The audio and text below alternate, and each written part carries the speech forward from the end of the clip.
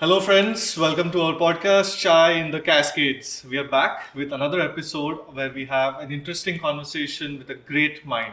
This person with us, who's our guest today, has had more than 30 years of experience at Microsoft in the Seattle area, as well as he has been general manager of the Seattle cricket team, which is the Seattle Orcas, and has done tremendous things throughout his career, which has inspired lots of people, led over thousands of uh, employees and leaders from different walks of life, as well as created products worth billions of dollars. So let us welcome Vij Rajarajan. Welcome to the show. Thank you, Akshay and Akshay. Thanks for hosting me on chai at the Cascades. I was hoping for some chai, but I have my water with me. And congrats on this podcast, and I'm happy to be part of it. Great. Well, thank you. It's great to have you on our podcast, Vij. I want to start with you have a 35 plus year journey in the US, and we'd like to hear, but what are the things that you're particularly proud about? Yeah, so proud and I would say privileged.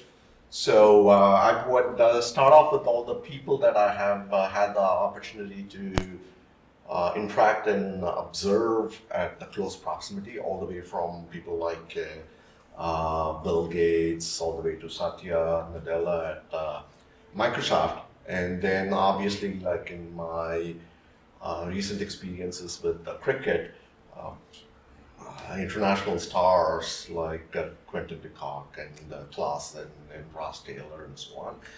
And also like in my travels and work globally in China and India, I got exposed to a ton of amazing talent, not just in the tech and business field, but also in sports and arts and so on. So just being able to interact and observe and learn from some amazing minds, I would say has been the thing that I'm proudest and most feel most privileged about.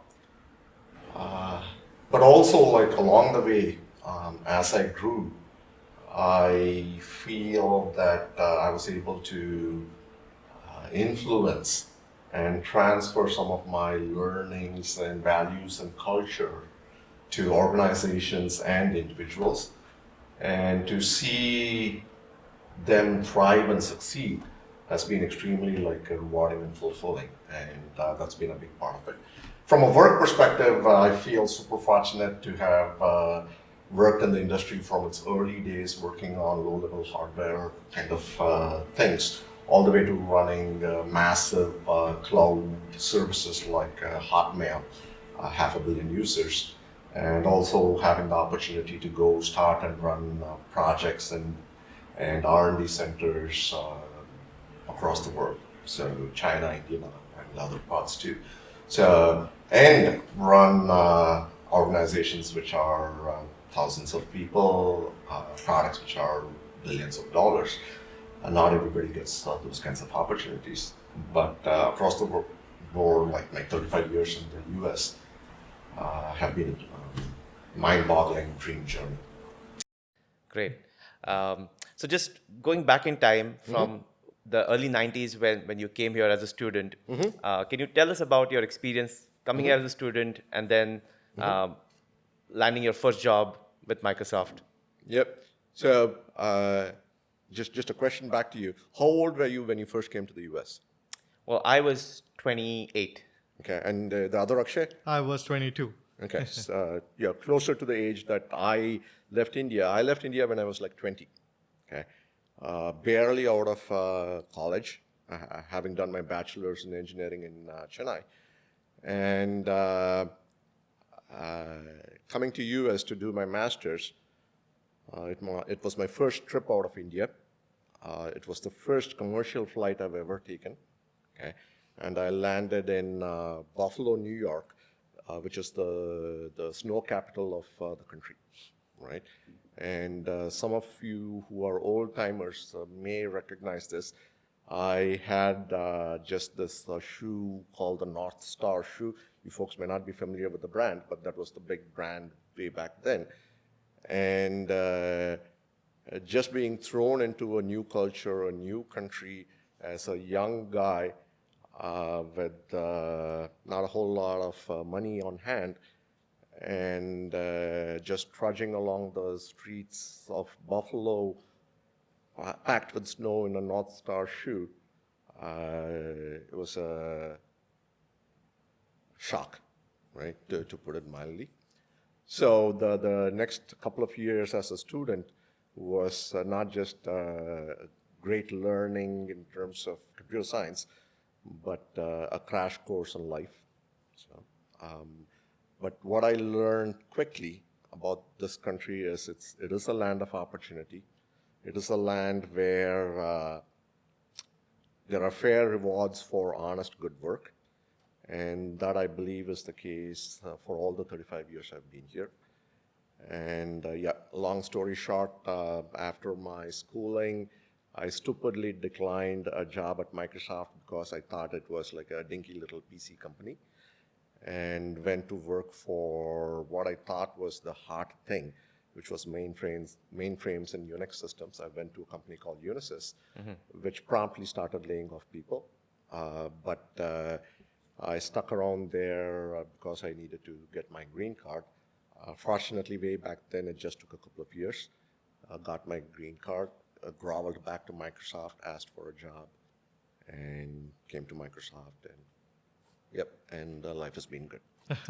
That's really amazing. And I would like to draw parallels actually when you said that life lessons happen, immediately when anyone Yep. comes to this country for the first time. I feel that what do you see differently when graduating in the 1990 versus people graduating in this millennium or in this decade? What's different? What's the same? What do you think? Yep, great question. And I'll speak from an Indian immigrant perspective. Some of it might apply generically, but from speaking from an Indian immigrant perspective, when I left India, okay, there was one TV channel in India, Doordarshan. Okay, there wasn't the cable TV, and there definitely weren't like streaming channels like Netflix available in India. So the exposure of what's available outside of India was a fraction of what is available today. The awareness of what's outside of India, what's possible, what the different cultures are, and college students in India today are super well versed in American TV shows, right? They are conversant in American lingo, they are conversant in all the tech, and for somebody coming to the US now, it's not as much of a cultural transition. There is no shock, right? It's much more of a smoother transition now. But way back then, it was a little bit more of a shock, and but also like a steeper learning, which I would argue in some ways sets you up better for what you see in a workplace.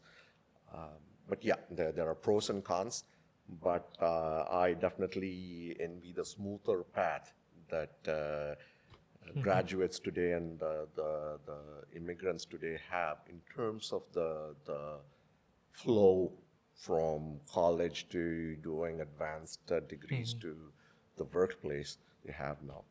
Obviously, things like just the general immigration process is way harder now. And in terms of the competition to find plum jobs is way harder. So it's like settling in has become easier, but settling down has become more Perfectly put, yes. Yeah.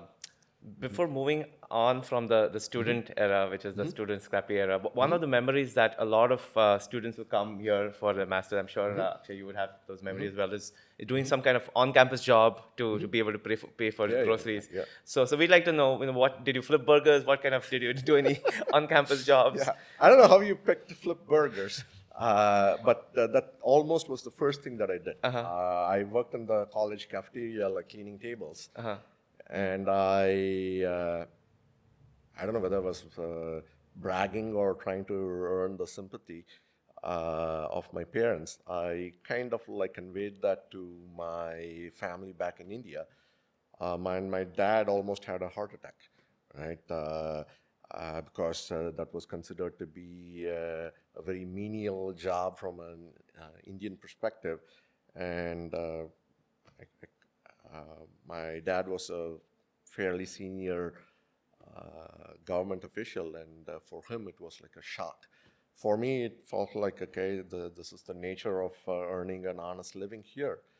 But yeah, working in a cafeteria, working late nights, like cleaning and maintaining the college printers, those were the things that I started off with before I got better opportunities to being a teaching assistant and a research assistant and so on and so forth. But that journey, I again think was like a fantastic learning opportunity. Wow, that's interesting, really. And entering into Microsoft as an engineer, going all the way to being a vice president, it's a dream of many, and it gets harder and harder for incoming people to even dream that. But how was that journey, and what was the transition like? Um, there are a few things where only in hindsight you realize how fortunate you were or what the opportunity actually meant. So just coming into Microsoft, I got thrown into working on Windows, and Windows back then was still in its formative stages, right? And I got to working on low-level code for techie folks like what are called device drivers. And I did not realize that some of the code that I wrote in the first few months or a couple of years would run on 1 billion PCs. Right? I got to work on and pretty much single-handedly write this app called the Windows Media Player, okay, which eventually became a big deal. It was part of even an antitrust lawsuit. But the first humble version of it was almost single-handedly written by me. Okay? But at that time, I did not realize any of this. I was just an entry-level engineer who saw a bunch of people working super hard and working late nights and just feeling fortunate to have fun writing code. And that was my experience, right? I remember multiple occasions when I spent the entire night at my desk or sleeping under my desk at Microsoft, and that didn't feel like an out-of-place thing to do. Okay? I didn't think about stock prices, stock rewards, salary. At that age and at that time, just being flooded with fantastic food all the time, being given free T-shirts and other swag, it felt like I was in heaven, right? And then to eventually realize that the product that I was working on, which became Windows 95, to be the biggest ever product for many generations, was something that I didn't realize the epic nature of it until much, much later, only in hindsight.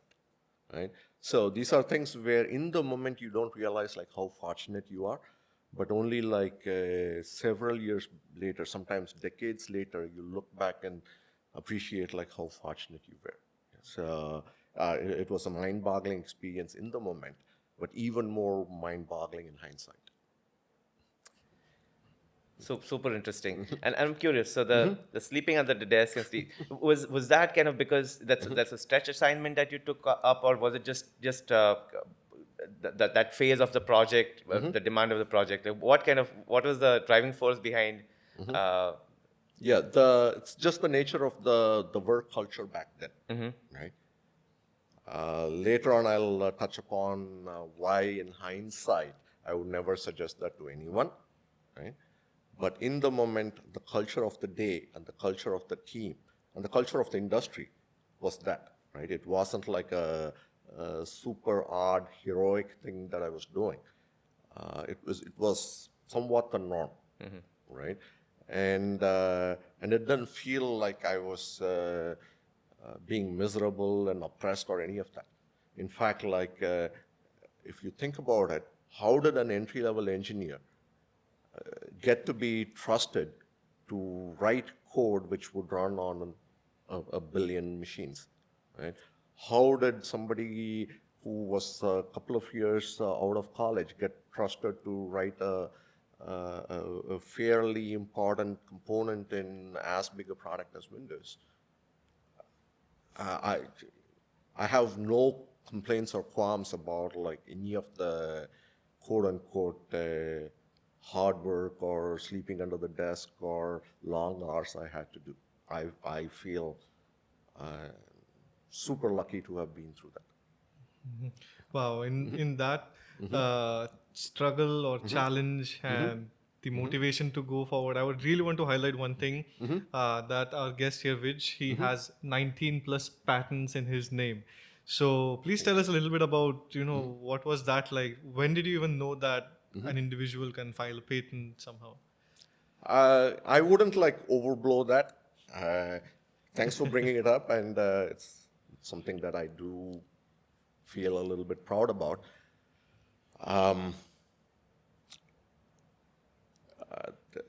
Without getting into too deep into the goodness of patenting software, in a nascent industry, which is what I was part of back then, innovation is the calling card, right? And when companies are trying to differentiate themselves and running hard and trying to get ahead, there are a few defensible things. So Microsoft and a lot of the other companies were big on figuring out how to patent innovation. And I got educated on it, and I took the initiative to bring to light some of the things that we were doing, which I thought were unique. And I got the support of the management and of the legal side of Microsoft, and I went through the somewhat painful process of filing for patents, and I think it served me well. I think it served Microsoft pretty well. Interesting. Talking about patents and innovation and R&D, we would love to hear from you your experience of going to India and setting up an R&D center, especially when you had virtually zero experience of working in India. So how was that going back and setting that up from ground up? Yeah, so to just rewind a little bit, you have to understand that when I left India, it was 1988. Okay, I was barely 20, right? And I had never worked in India. Okay. Then ballpark 2000, I had the opportunity to be one of the what's called like a seed investor from a seed sponsor in terms of being one of the sponsors for the initial set of projects that started our Hyderabad R&D center. Okay. And I got the opportunity to do the same in Microsoft's Shanghai R&D center. Okay. So just the nature of investing and helping grow R&D outside of the US, it was like a very interesting thing happening both in India and China and other parts as well. And I enjoyed it enormously.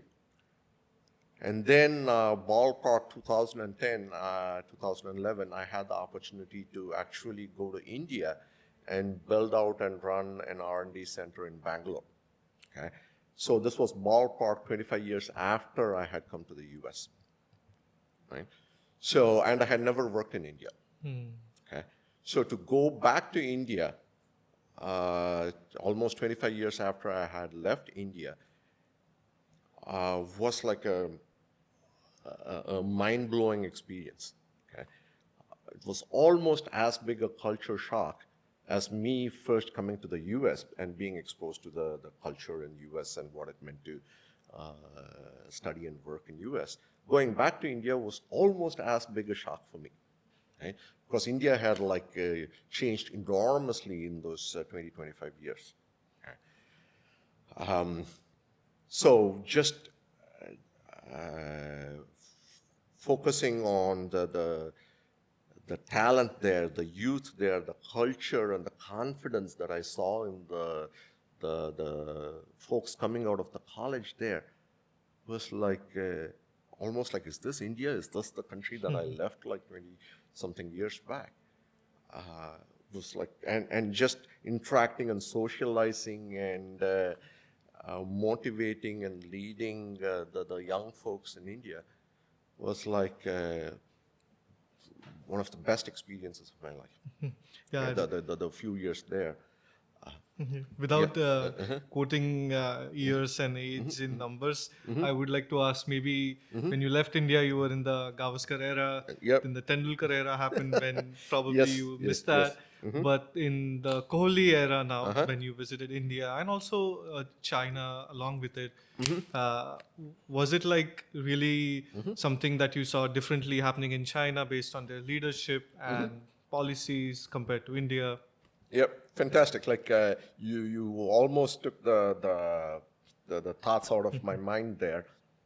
Yeah, the cricket analogy you use is almost perfect, right? So I frequently think about the cultural transitions in India in the context of cricket because cricket is very interwoven into the fabric of Indian culture, and the four cricketers that I frequently use in my mind to compare the different eras that at least I have been through is, like you said, Gavaskar, Tendulkar, Kohli, and in recent days I use Rishabh Pant. But you can think of Gavaskar as like security first, defensive minded. Let me first make a living kind of a mindset. Tendulkar is still the same, but more aggressive and more ambitious, and let's win mindset versus like let's play for a draw mindset. And then Kohli is like audacious and cocky and confident and in your face, and I'm as good as you, and going toe to toe with like every international player out there. And yeah, the more recent one is like, screw you. Why should I listen to you? I know what's best. And that progression, I almost see in the culture in India, especially among the youth. Right?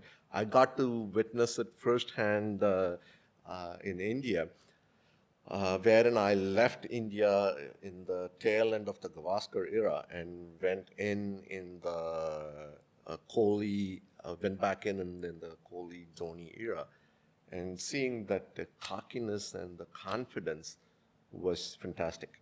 Okay, I won't get into the bureaucracy or other struggles of India, but focusing on the positive, the confidence and the cockiness and the talent was amazing. You brought up the China question. It's very interesting because almost simultaneously I've had projects going in China and India. And what I saw in China is a few key differences. In India, I've always felt that there is this eagerness to have somebody come from US or elsewhere and to work for them and to learn from them. Okay, and without like generalizing it, the longer somebody was in the US, the more respected they were. And if it was actually a non-immigrant, meaning like to put it, if it were like somebody who was a Caucasian from India, sorry, Caucasian from the US who went back to India, there was this pride of working for them or going and reviewing stuff with them. What I saw in China was like quite the opposite, right? In China, the people used to say, "Why are you sending like Americans here to like lead us?" Okay, we want Chinese folks to be here, and we want to like work for Chinese folks. Okay? There was this pride about like having things be Chinese, right? So that was one immediately striking difference that I saw. Also, I thought like the projects in some sense were easier to execute in China because they were very good at process, meaning you want something done and they understand what needs to be done and they quickly get down to the brass tacks of let's get it done efficiently. In India, there was a lot more discussion, there was a lot more questioning, there was a lot more need to justify why something needed to be done a certain way. Okay, and this was a difference from the old India to the India that I saw to like what I see more recently. But I view that as a positive. Okay, that need to like understand and be convinced and then get motivated to go do stuff might slow things a little bit, but I also believe that's the strength of the culture that's emerged in India. And it also like leads to a workforce which is confident, feels that they can question decisions, feels that they can be part of the strategy, part of the vision, part of like shaping the products. And I think that also leads to more of an entrepreneurial mindset that's there in India, which even if in the short term it feels like we are slower and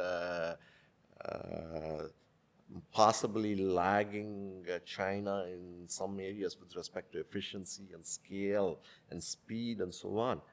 But I think it's a strength that in the fullness of time we will see that that is the one that's going to make India very successful. Like a sustainable advantage. Yep. Interesting.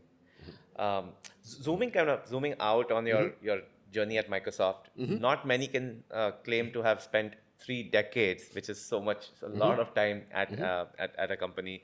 And so if you were to label or tag a theme to each of the three decades that you were there, what would those themes be? First, let me talk about like my personal journey, and then I will talk about Microsoft. Okay.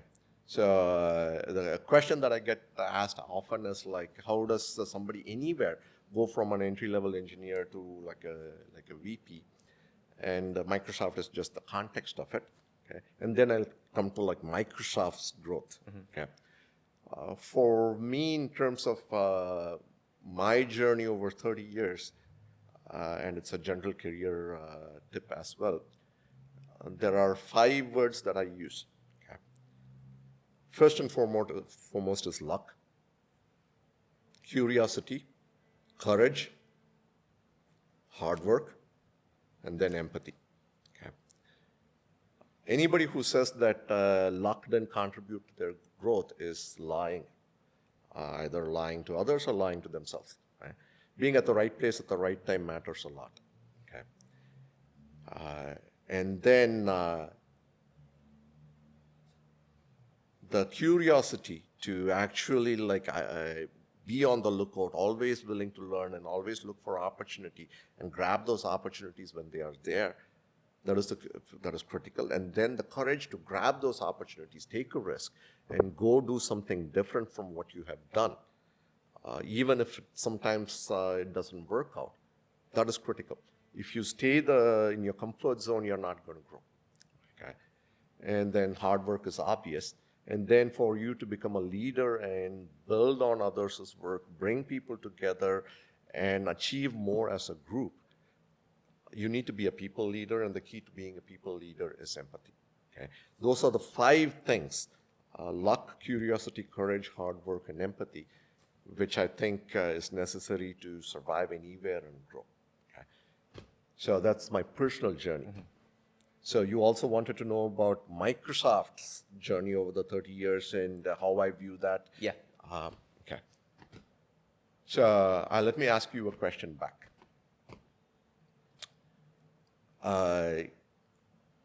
In terms of the most valuable companies on the planet today, let's start with US. Can you name a few of the top 10 companies today? Sure. So Microsoft, Google, Tesla, Apple. Okay, good. So if you look at the top 10 most valuable companies in the country today, if you were to go back 30 years, how many of those 10 companies were in the top 10 list 30 years back. Very few. If you. Not very few, one. Only Microsoft. Okay. Okay. Yeah. So the only company for each of the last 30 years to have been in the top 10 most valuable companies was Microsoft. Okay. I know that you folks are Amazon and so on. I have a tremendous amount of respect, and I'm a big stockholder of Amazon. But the journey that Microsoft has been through is interesting. I would segment the Microsoft's journey using the three CEOs that we have had, right? Microsoft's founding CEO, Bill Gates, then Steve Ballmer, and then now Satya Nadella, right? It almost is like a perfect segmentation or the three volumes of Microsoft story. So Bill Gates, all three of them honestly were the perfect CEOs for the times that they were CEOs for. Okay? So Bill Gates was awesome as the leader in a nascent industry. Okay? For a technologist and visionary and somebody who had the business acumen to identify what it takes to create the PC industry and form it the way that he did, only he could have done it. Okay? And to have it be something that eventually made computing broadly available and personal, only somebody like Bill could have done it. And he was perfect for the time period in which he seeded tech broadly, seeded computing broadly, and created Microsoft and led it for the period that he led it. But what made Microsoft a durable financial powerhouse was our enterprise business, and that was what Steve Ballmer created. Right? So taking Microsoft from being like a PC company to an enterprise company, where previously like businesses were beholden to IBM or Oracle, and those were the names that everybody knew about, to go disrupt that and bring the PC server revolution there, that was the Steve Ballmer era. Okay? And then now Satya Nadella, what was required over the last 10-ish years has been to be more of a collaborative industry player to make the cloud and the AI revolution happen, wherein like no single company can really like bring the innovation to happen.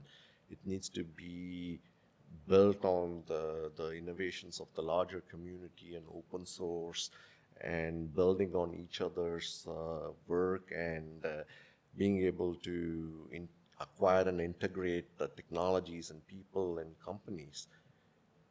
The humility and the hunger required to do that, that's been Satya Nadella. Okay? So if I were to think about like the three parts of this Microsoft story, I would call the Bill Gates era as like the seed broadly era, meaning like get computing to be broadly accessible. The second phase is the grow the roots, grow the tree era, which is when like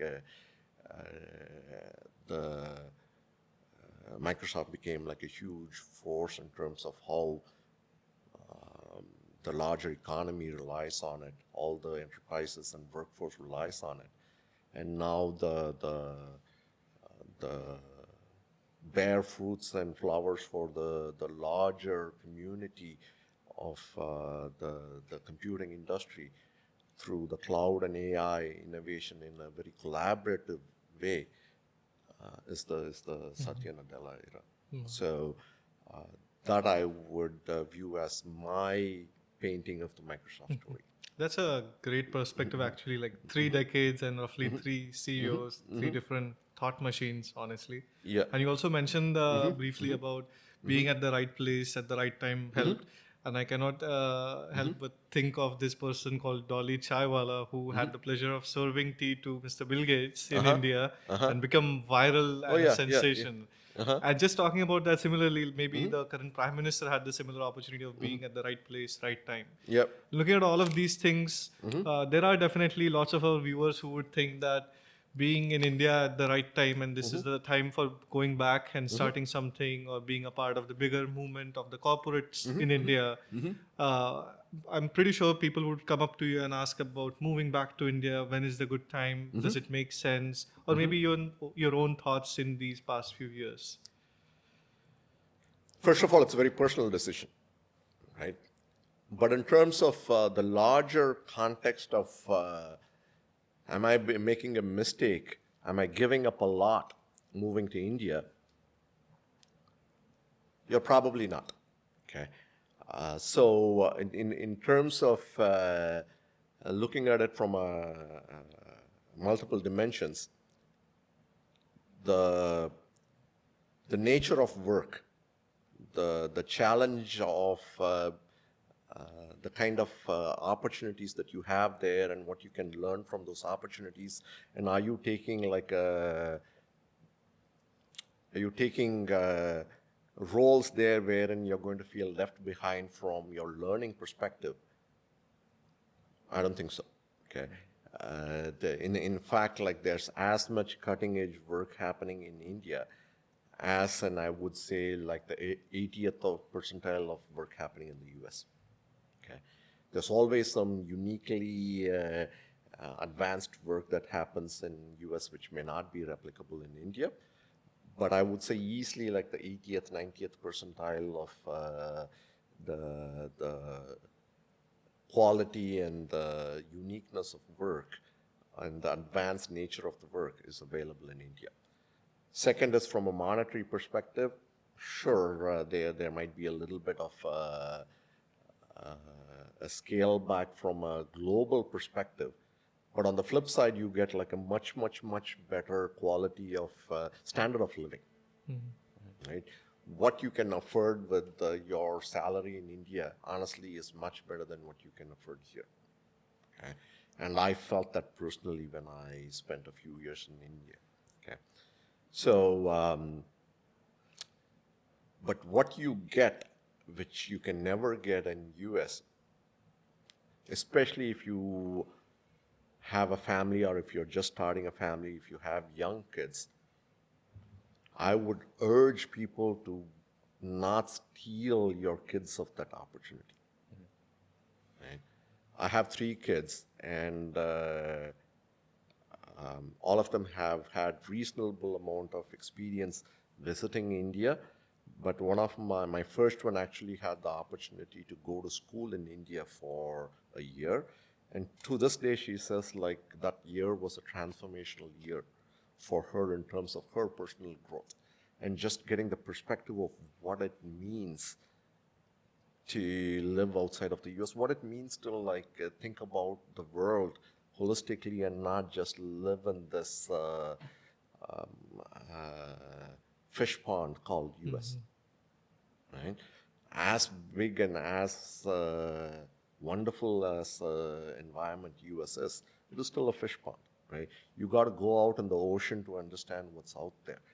And I would urge anybody who has an opportunity to, maybe if you can move to India, that's a personal decision. But how many ever years you go spend in India, especially with your family, especially with your young kids, you will not regret it. Okay? And I would say like, end of the day, in terms of personal growth, it all comes with a little bit of risk. You don't take risk, you're not going to grow. Okay?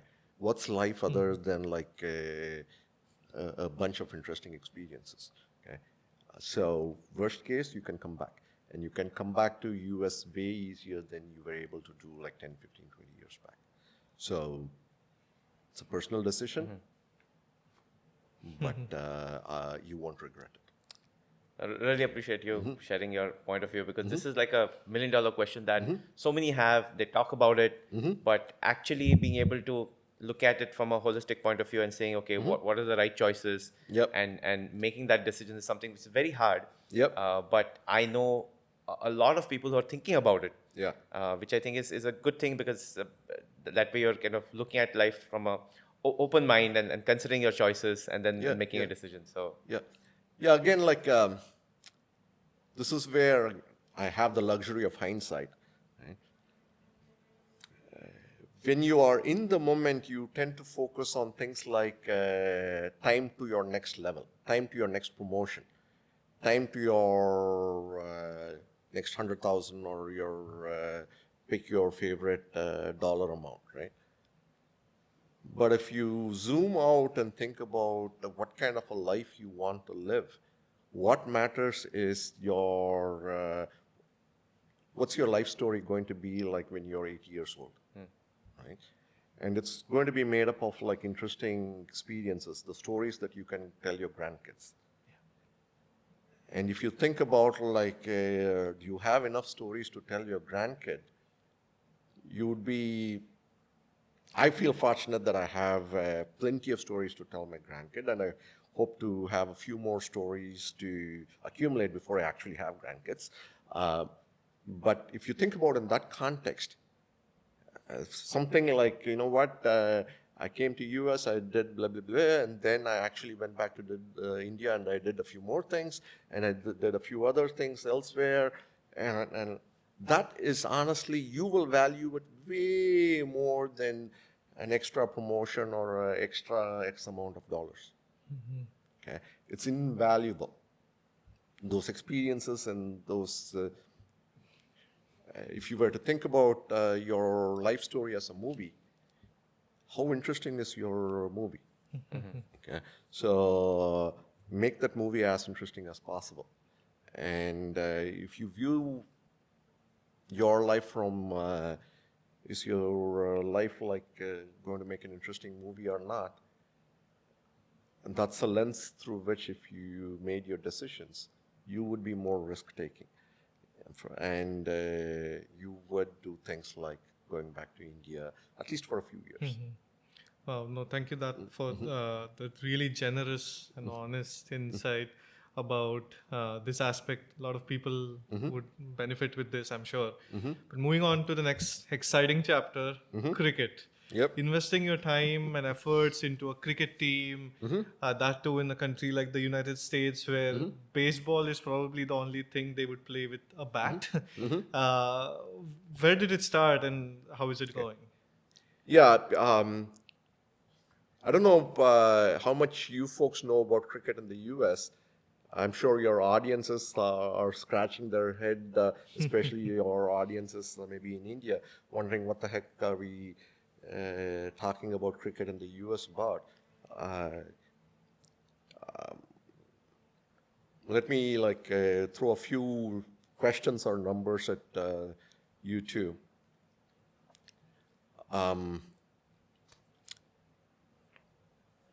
If you were to look at like the global media market, because that's a good perspective, let's start with the money side of things, then we'll get to the people side of things. In terms of the cricket media market, where do you think US ranks? Cricket, just focus on cricket media market. So would you say it's 10th, 15th, 20th, 50th? Where would you put it?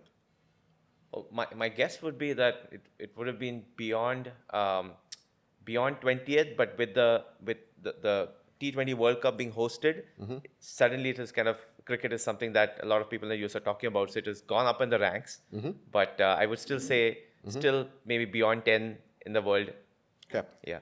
So even before the T20 World Cup, financially, US was the number 4. Interesting. Oh. Okay.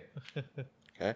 So in terms of money being made in the US off cricket, even before the T20 World Cup, even before Major League Cricket started here, US was the number 4 media market. Okay.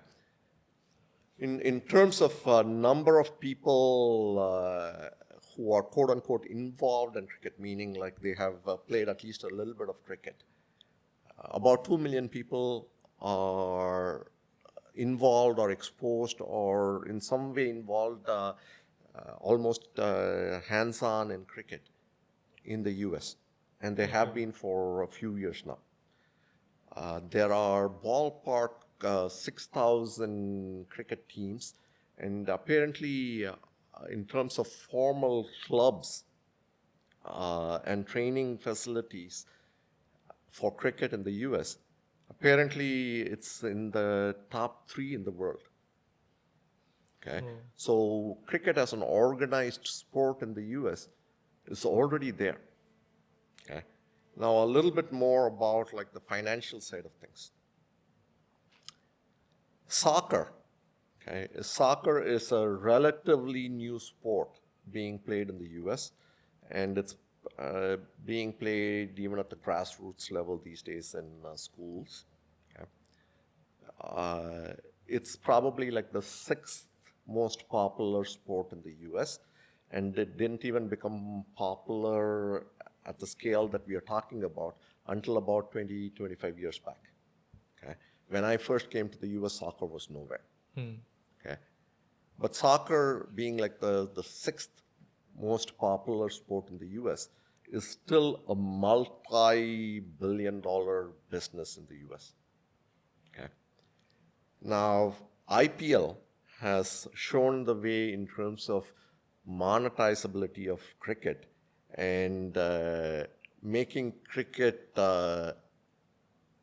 entertaining in the right format, which is consumable in a country like US, wherein a test match or even one-day cricket is not consumable in US, but a 3-hour game with the pizzazz and all the entertainment flavor that IPL has brought about, that is a format and a structure which is very consumable in the US. Okay. And again, here is an interesting business angle to it.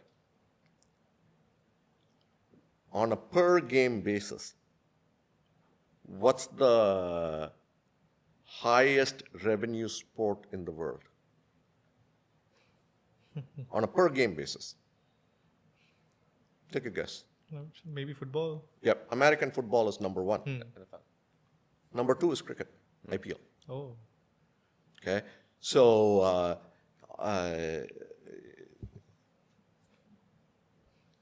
what IPL has done in a relatively short season with a few teams, in the grand scheme of things, a few games, but the amount of money it brings in on a per game basis, on an average per game basis, is phenomenal.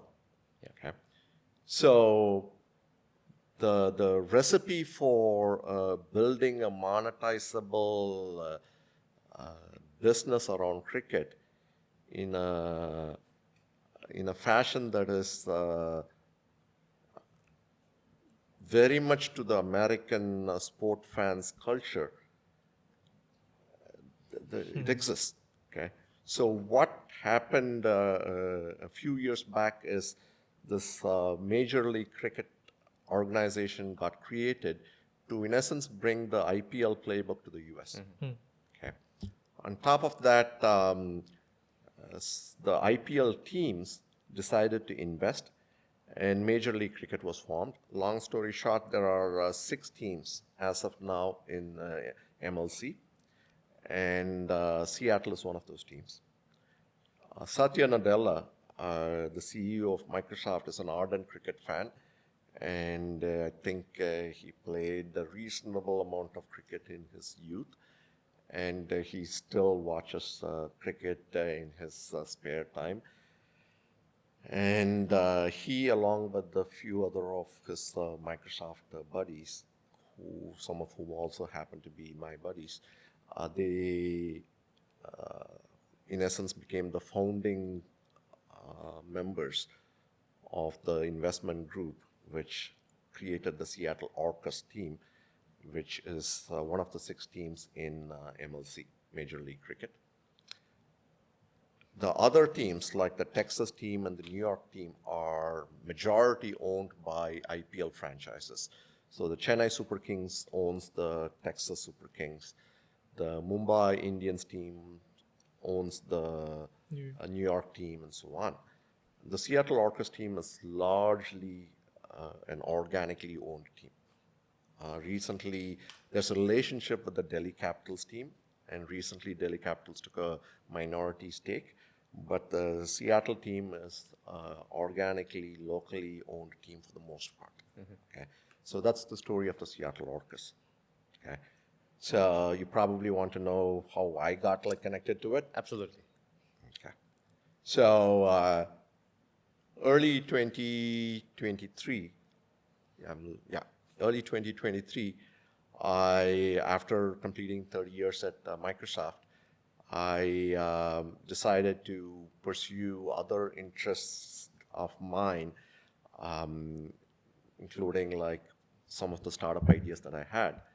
But as soon as I stepped out, I got a call from the ownership of the Seattle Orcas. It was the start of the first season of MLC, and obviously the first season for Seattle Orcas as well. And unlike the IPL-owned teams, they did not have a playbook or an existing organization who could just run things, right?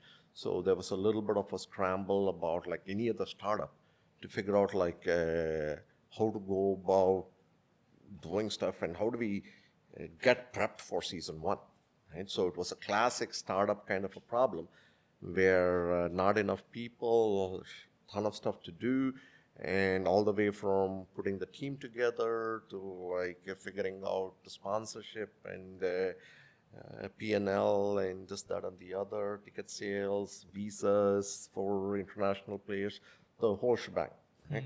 So I was brought in as the GM, but forget the titles. It was a classic startup thing, wherein tons of work to do. Very few people, and we just had to get going, do whatever it takes, work with the Delhi Capitals to find the right international players, put a team together, put the coaching staff together, bring in the right domestic players, blend the team, and go play the tournament. I can give you more flavor in terms of the journey there, but we did end up going all the way to the finals. When pre-tournament, we were tipped to be the underdog or the team that would end up at the bottom of the table. We ended up going all the way to the finals. So I will pause there, and if there's interest, we can go deeper on the journey. Just to balance it out, I would like to ask about the women's cricket team and the number of, the revenue numbers maybe for a women's game or either in an IPL kind of a format or just cricket in general. Yeah. Do you think there's something like that coming up so that even those people can reach out?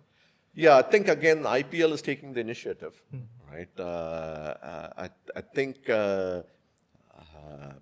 sport is a sport, right? The nature of a game being interesting is independent of whether men play it or women play it, right?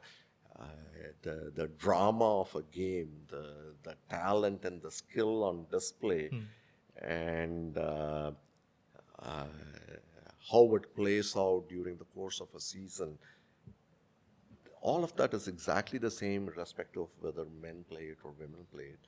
So for whatever reason, it's not traditionally been the case where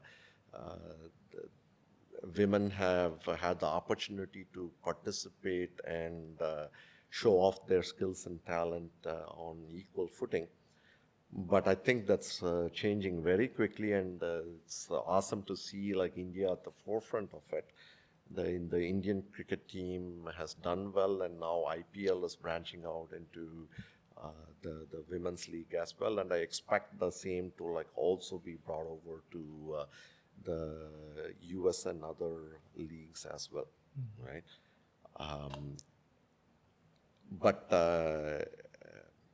US needs to first take the step of like maturing cricket all up, and I think there will be opportunity for everyone, right?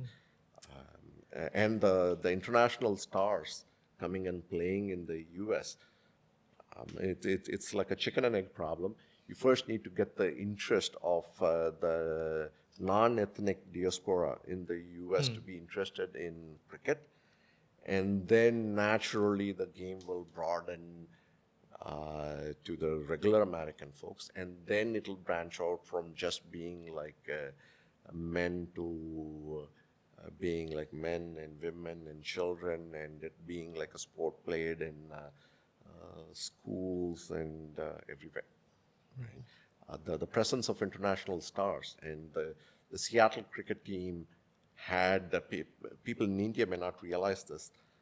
Stars like Quentin de Kock and Heinrich Klaassen and Shimon Hetmeyer and many other international stars that Indian folks Indian IPL fans are familiar with, they are Seattle Orcas players, right?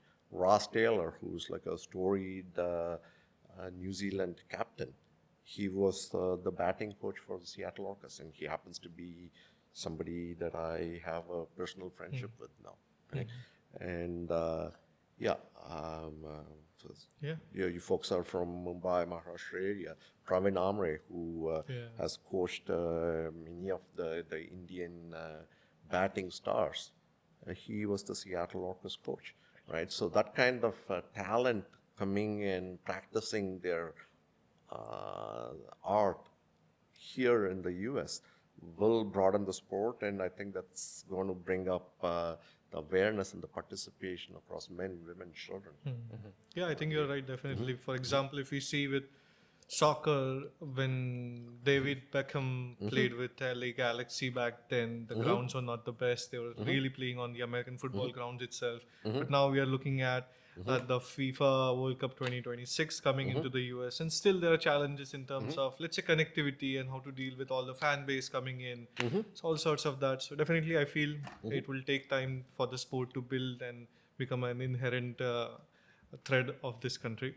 But like you mentioned, coaching and development efforts, that brings me to your most recent venture, or adventure I should call it, is about Kappa Bloom. Sorry, before we go to Kappa Bloom, one thing that I do want to is make a plug for cricket. Okay. This is me being an ardent fan of all sports. Cricket is an enormously interesting and exciting game, right? In the spectrum of sports in the US, I would say American football still is up there in terms of the drama that it has. For people who haven't seen or become fans of American football, it's phenomenal. But I would put cricket easily the number 2. Okay, so, and way ahead of like soccer. Apologies to soccer fans. So in terms of the potential for cricket in India to become a top 5 sport, not like in the next 2-3 years, but 10-15 years down the road, even get ahead of soccer, I think it's like a given. Okay, it will happen. Sorry, I had to register that point, especially for audiences in India, where there is this little bit of like, how come we play cricket and we don't entertain other sports? I think that needs to happen. But let's not like shortchange how great and interesting a sport cricket is, especially in the newer compressed formats. It is a fantastic sport. Since we're still on the cricket subject, I want to sneak in a question that I had in terms of when you were hired as the GM, right? It's a 2-part question. One is, what made you the right fit for the job? The other is, did your contract have like a job description? We all look at recs and job description. Like, what really were you what was the expectation from you coming into that role? Okay, so yeah, again, if you remember when I told about my career, of the 5 things that I mentioned, the first thing was luck. This was blind luck. Okay, so it's a classic right time, right place, right time thing. If I had decided not to, quote unquote, retire from Microsoft to explore other things, I wouldn't have been available to do this, right? And if I had retired a year later, the league and the team would have matured enough to have enough people and organizational capacity that they may not have needed somebody like me. So first of all, it was blind luck. Okay, in terms of like what of my skills was applicable here, honestly, other than my ability to multitask and juggle multiple things under pressure, and to be able to prioritize and knock off what needs to get done, and be a calming influence to make sure that everybody is making progress. And there's this, forget titles, forget everything. If you see an undone task, just grab the ball and run with it. Okay, that more of a startup scramble mindset, which I wouldn't say is typical of a large company, but some of the projects where we had to get it done on a shoestring budget, some of those learnings is what I brought. Other than that, I would say the number one thing that I brought into the game was I was a fan. Okay, I was I was happy to be a groupie, being part of the team, right? Just hanging out with the stars that I had watched from a distance and admired, to be there and help them in my own small way be successful. Yeah, my contribution and my preparedness for the job was just being a fanboy and a groupie. That's all. Yeah.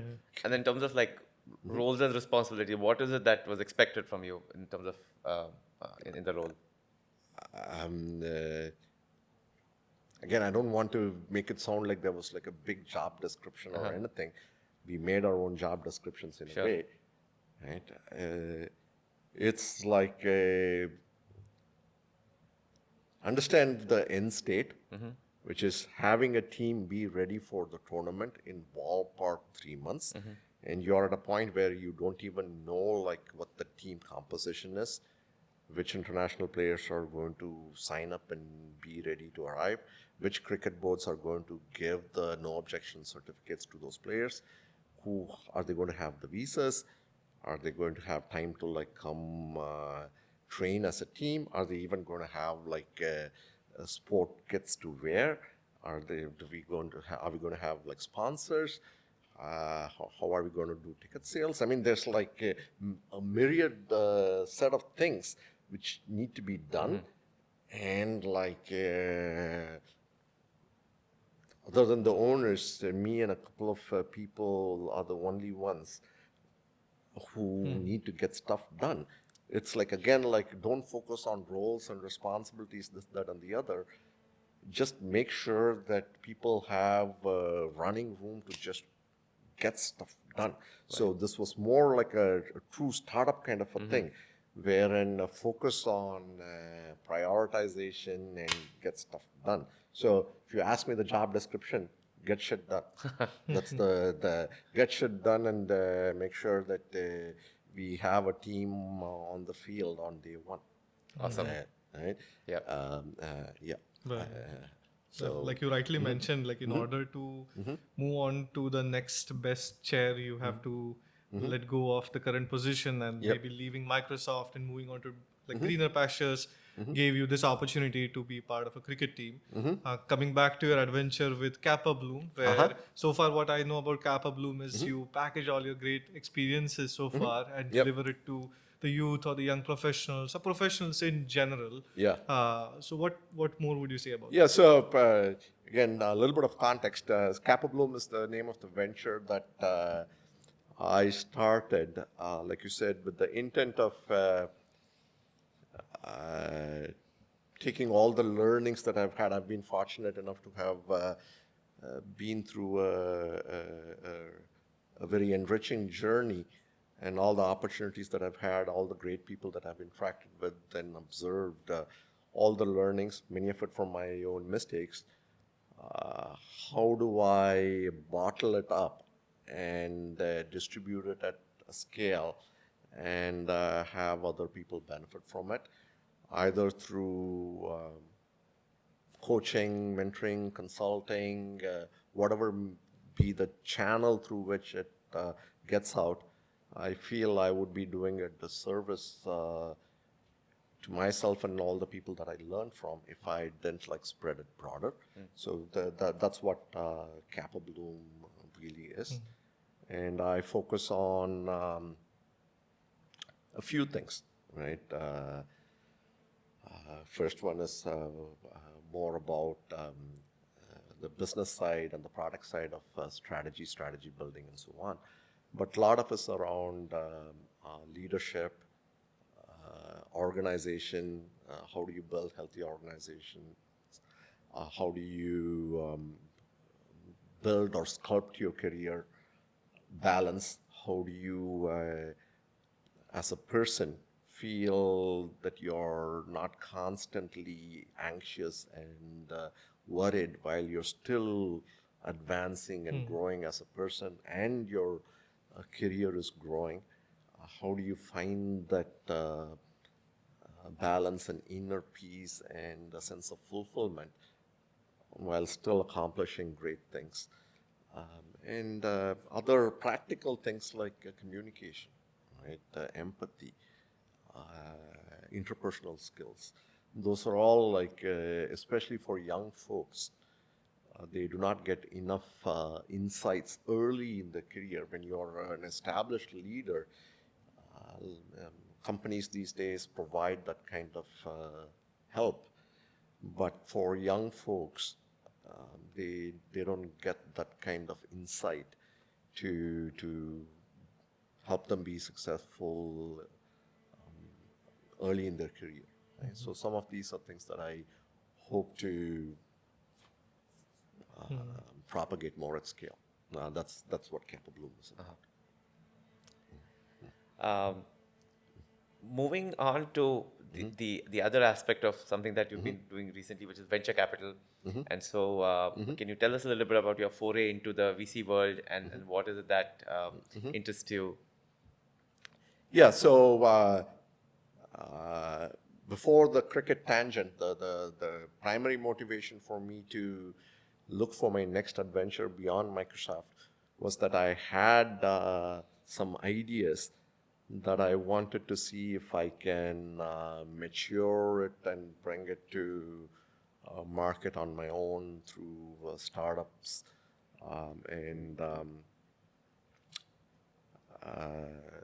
I got involved with one of the Seattle area VC companies, which is Madrona. And Madrona has like a pre-seed labs kind of an environment, which is the Madrona Ventures, which is more focused on the very early stage ideas and helping those ideas and the people who bring those ideas vet those ideas and maybe take it to the seed stage. So I was part of it, and also outside of Madrona Ventures, I have been consulting and helping people with startup ideas. And I am personally hands-on involved with a couple of startups now. One of them, my own idea. The other one, an idea that I helped mature to take it to funding. But yeah, that's the quick gist of it.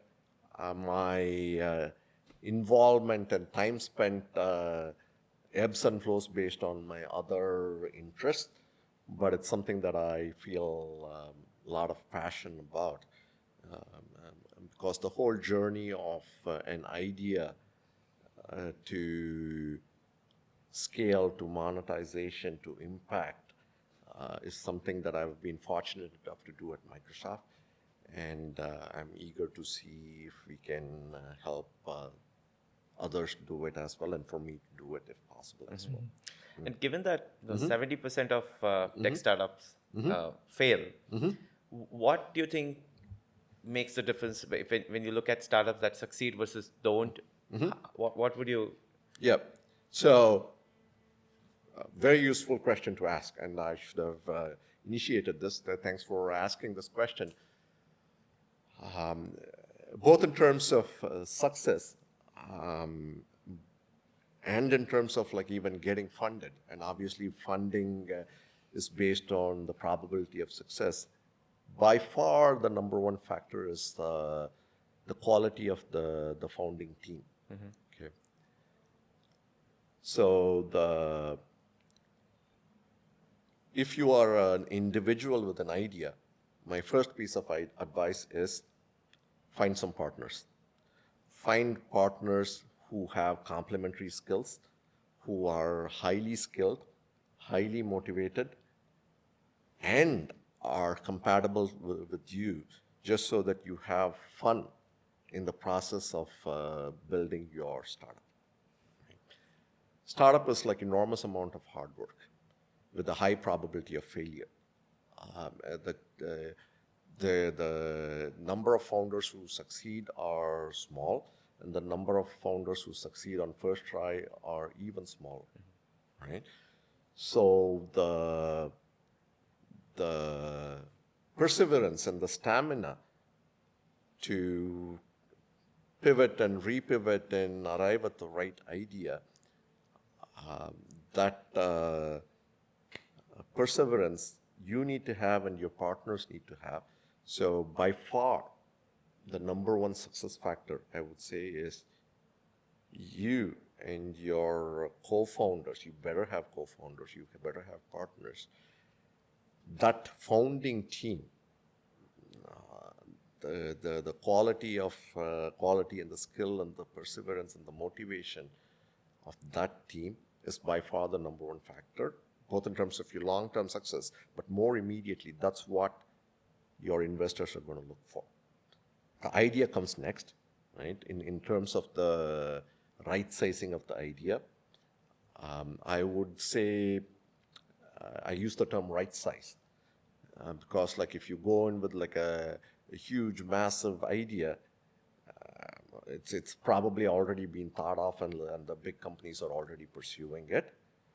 If it's too small an idea, there's probably not enough money in it. So having the right-sized idea which is monetizable, or like even more impressive would be like a larger idea where you have chunked it up into a path wherein like you're saying like step one is this, step two is this, and my step one idea which is independently monetizable is what I want to start off with. For you to be able to articulate that story and you having a vision of the right-sized idea that is pragmatic and monetizable, those two are the things that are going to like set you apart in terms of getting funded and being able to have the long-term journey. And the willingness to like learn and evolve those ideas, pivot and repivot and throw away and restart if need be. That's the startup journey. I'm pretty sure our viewers by now would know that Vij wears many hats, and one of them is being a potential shark as well. So everyone keep an eye out. But moving on towards the last segment of our podcast, in terms of the anxiety that professionals deal with working in corporate life, which is somewhat normalized, unfortunately, in the West, in India and Asia and other countries as well. And comparing that with one aspect is how to deal with it. You mentioned Kappa Bloom, and through that venture, you do help people in this way. and also the other aspect of people not having enough hobbies these days. What are your hobbies? How do you tie it back to dealing with some of these Yeah, things? yeah. I have infinite number of hobbies. There are way more hobbies than I have time for. I'm a sports fan. I play sports. Badminton being the sport that I spend the most time hands-on playing. I am into home automation.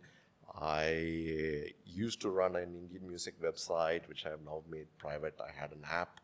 I read a lot. I have a second interest beyond tech, which is medicine. I fancy myself being a closet quack because I give medical advice to people who don't even want it. I write poetry. Yeah, you name it, I do it. Okay, so I'm not short on hobbies. But the more interesting question is how do you balance it? Okay, how do you balance work, career, personal life, family, and so on? I could go on for hours on this topic, but I will emphasize three things. Okay, first is having boundaries and being able, having the ability to say no. Okay, I'll come back to these points. Second one is health, mental and physical health. Third one is living within your means. Okay, I will expand on all these three. Okay, having boundaries and being able to say no. Okay, if you go back to like earlier in our discussion, I spoke about working super long hours and sometimes like sleeping under my desk and so on. It makes for a good story and it makes for a local legend in your office corridors. But the day I had my first child, some switch turned on in my head. And holding my daughter, I made this decision that I will not work more than 50 hours a week. Okay, I just decided, you know what, this is it. Okay, I will work no more than 50 hours a week, and I will be satisfied with whatever career growth I get. I set that boundary for myself, and I decided that this is something that I'm going to be super disciplined about. Okay. So alongside that, I also decided that I don't bring home to work. I don't bring work home. So when I'm at work, that's all I do. I'm super focused on it. When I'm home, no matter what, I will not entertain taking calls or doing emails or, okay. And if there's a compromise that happens and I need to give up my career growth a little bit, so be it. Okay, that's the boundary I drew, and I decided I will say no to anything which pushes that boundary in either direction. Okay, and you know what? I think that decision is what contributed the most to the longevity of my career and the growth that I had. I would have burnt out much, much sooner, both as a family man and as an engineer or a leader, if I was like sleeping under my desks and working super long hours. Okay, so that set your own boundaries. Okay, whatever boundary makes sense for you, stick to it. Be disciplined. Okay, don't burn yourself out. Okay, because this is a marathon, not a sprint. Okay, you run like a sprinter, your journey is going to be short. Okay, so set boundaries, learn to say no, be disciplined about it. Second is health. Okay, both physical health and mental health, but I will start with physical health because I think it contributes to mental health as well. Play a sport. Okay, I think it's very important that staying physically active is important, but I would emphasize sport because like obviously like going to the gym and all that is good, but the social aspect of a sport, team sports in particular, first of all, is also good for your mental health, the interactions and the nature of what sports does to you, team sports does to you. It also organically builds some skills in you that are very transportable to your work environment, right? Both the camaraderie and the competitiveness and working as a team, that is just as applicable to work as it is to a team sport. Okay? Play a sport. Okay? Alongside that, for your mental health and physical health, engage in community activities or whatever else, spend time with your family, your extended family, ensure your physical health and your mental health. Okay? Calibrate yourself, measure yourself, have your own metrics and benchmarks to see that you are healthy. Okay, do not compromise on it. Again, if you compromise your health, pretty soon your career and whatever else is important in your life will tank. Okay. Last one is not emphasized enough, but I do want to make a point about it, which is live within your means. Okay, because like if you're not thinking about, if you're not under pressure financially, okay, if you live within your means, you're typically not going to be faced with financial pressure, right? The amount of freedom it gives you to be adventurous is unbelievable, right?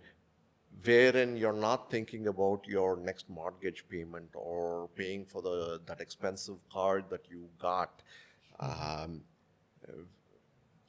Gives you the ability to like experiment, to explore, to be curious, to go for that risky opportunity, to go work for a few years in India, to do those things, to have that freedom to do those things only happens if you're not under this pressure of needing your next paycheck to be at a certain level because you have debt to pay.